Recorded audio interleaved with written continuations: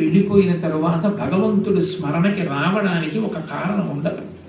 కారణం లేకుండా అన్నిటికీ భగవంతుడి యొక్క వైభవం జ్ఞాపకానికి వస్తుంది. ఆ స్మరణ చాలా గొప్పది. ఆ స్మరణలోకి ఈశ్వరుడు వస్తూ ఉండడమే మనసుని బాగా పట్టుకున్నాడని గుర్తు. చూడండి, నాగోటిగాడు ఉన్నాడు అనుకోండి, ఎప్పుడు ఏం గుర్తొస్తుంది? హైదరాబాద్లో ఉన్న మా అబ్బాయి, నాతో రాకపోతే మా ఆవిడ జ్ఞాపకానికి వస్తాడు. భక్తుడికి అన్నిటికీ భగవంతుడి జ్ఞాపకానికి వస్తాడు. కారణం ఏంటంటే మనసులో ఆయన ఉన్నాడు. మనసులో ఆయన ఎలా ఉంటాడండి? అలా అంటే భాగవతంలో ప్రహ్లాద భక్తి గురించి చెప్తారు, స్మరణ భక్తి గురించి.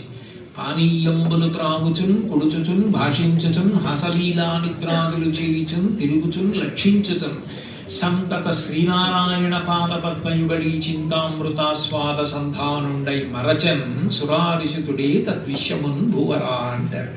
పానీయంబులు త్రాగుచున్, మంచినీళ్ళు తాగుతుంటే ప్రహ్లాదుడికి భగవంతుడి జ్ఞాపకానికి వస్తుంది. అలా ఎలా జ్ఞాపకానికి వస్తాడు అంటే, ఈశ్వర మీరు పంచభూతములను నిర్మించినప్పుడు భూమికి కదలకుండా ఉండే లక్షణం పెట్టారు. అందుకనే అచల అని పేరు. భూమి కదిలింది అనుకోండి, ఇంకేమిటి? భూకంపం వస్తే కోట్ల మంది ప్రాణులు, కోటాను కోట్ల ఆస్తి నాశనం అయిపోతుంది. అందుకని భూమిని కదలద్దన్నాడు.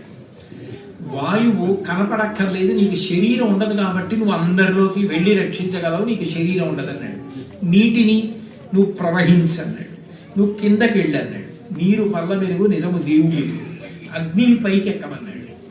ఇన్నాళ్ళ నుంచి ఎప్పుడు ఇదే నియమం ఏంటంటే, ఇక ఈ సంవత్సరం నుంచి, ఈ ఉగాది నుంచి అగ్ని అడుక్కి వెళ్ళిపోతుంది, నీళ్లు పైకి ఎక్కుతాయని అనుకోండి. మనం బతుకెలా వంట ఎలా చేసుకుంటాం?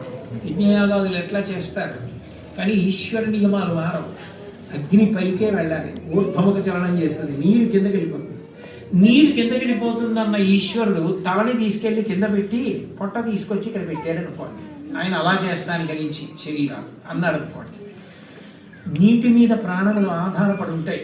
అందుకే సంజీవనం సమస్తస్య జగత సలీలాత్మిక భవ ఇత్యుచ్యతే మూర్తి భవస్య పరమాత్మన అంటారు లింగ పురాణంలో వ్యాసుల వారు. ప్రాణములు దేని మీద ఆధారపడతాయంటే నీటి మీద ఆధారపడతాయి. అందుకే నీటికి అమృతం అని పేరు. అమృతం వా ఆపహ అని.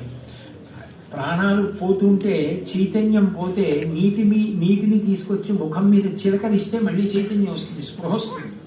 అమృతం నీరు. అటువంటి నీరు కిందకెడుతుంది. నోరు ఇక్కడ పెట్టాడు, కడుపు ఇక్కడ పెట్టాడు.